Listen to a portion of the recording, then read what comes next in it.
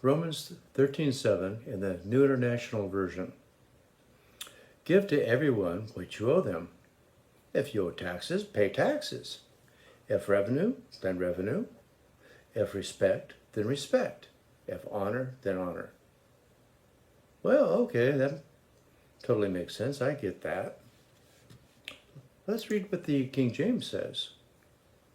Render therefore to all their dues. Tribute to whom tribute is due, custom to whom custom, fear to whom fear, honor to honor. So we can owe people fear. I owe Fred to fear him. That doesn't make a whole lot of sense.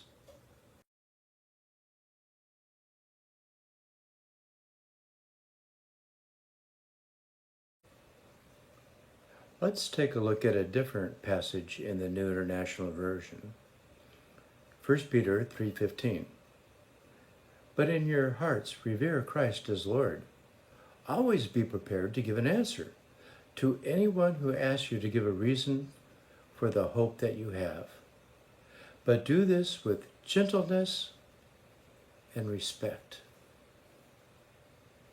Okay, that kind of makes sense. Let's see what the King James has. But sanctify the Lord God in your hearts, and be ready always to give an answer to every man that asks you for a reason of the hope that is in you, with meekness and fear. Really? So if somebody asks me why I'm a Christian, I'm supposed to be able to give them a reason, but when I give them that reason, I'm supposed to be afraid? Afraid that he's going to hit me? Afraid he's going to shoot me? That doesn't make a whole lot of sense. What in the heck is going on here?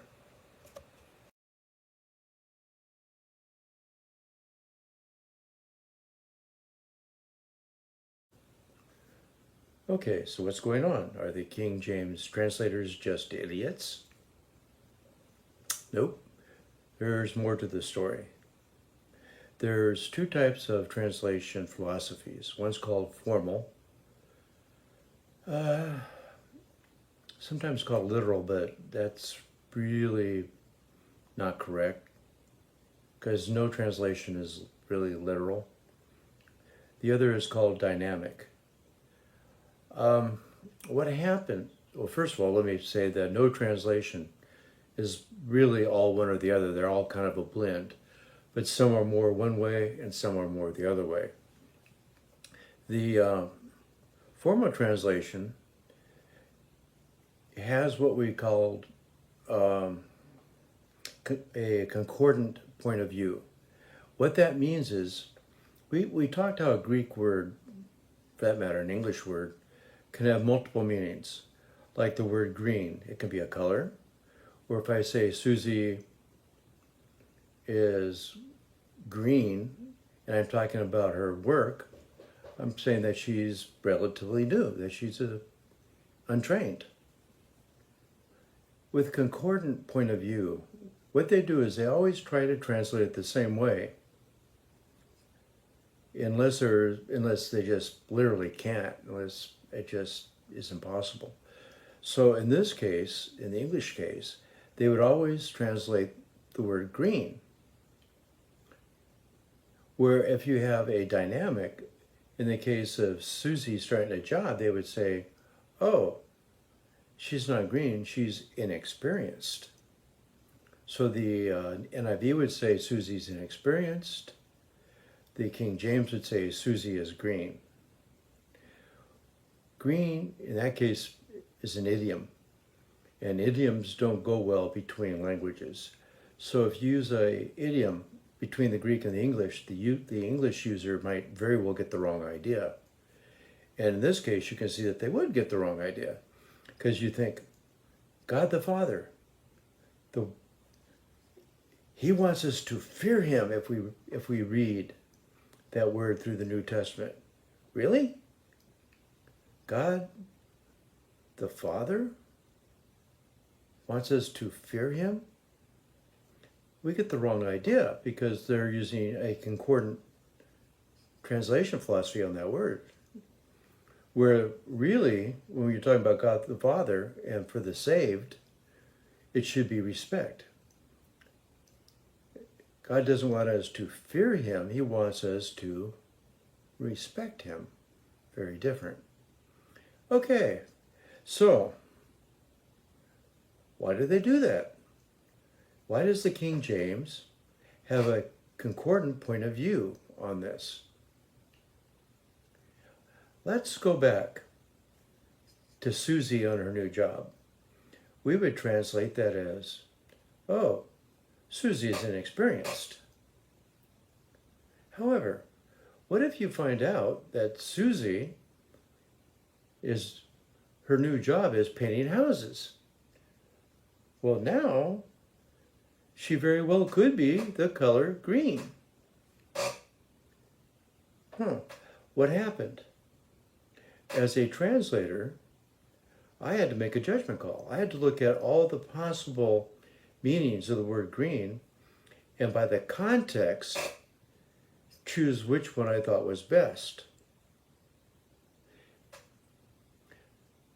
And I could be wrong. Because I don't want to say it's quite as bad as speculating, but I'm looking at the context and I'm making a judgment call. The King James says, well, gee, we don't want to have judgment calls in here. We're just going to translate the word the same in every single case. That way there's no judgment calls. Okay. That works. But the problem is you might confuse people. And the problem with both ways of doing it is the people reading the version don't know what other possibilities there are. If you read the King James and you see the word fear, you don't know that that could be translated as respect. And if you read the NIV and you see the word respect, you don't know that that could be translated as fear. You don't know, either way, you don't know what your possibilities are. So you, by the way, on that fear, respect thing, some people, when they see the fear, instinctively know that it's talking about respect, but they kind of combine the two thoughts with the respect coming out of the fear. That's incorrect. They're two totally separate things, just like with Susie and her new job. If we're saying she's inexperienced, that's got nothing to do with the color green. And if she's green, that's got nothing to do with her experience. They have two totally separate meanings, and there's no blurring of them. It's not fear mixed with respect. It's either fear or respect.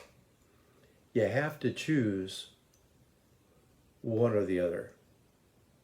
So, what does this mean? For the person that doesn't know Greek, what they really need to do is read multiple translations. Preferably one of the ones that are more formal, like the New King James or the King James or the ESL. And they should probably read one that's more dynamic, like the NIV. And it wouldn't hurt to read like the NET, because the Net Bible has a lot of notes, and a lot of times they will comment on your possible choices.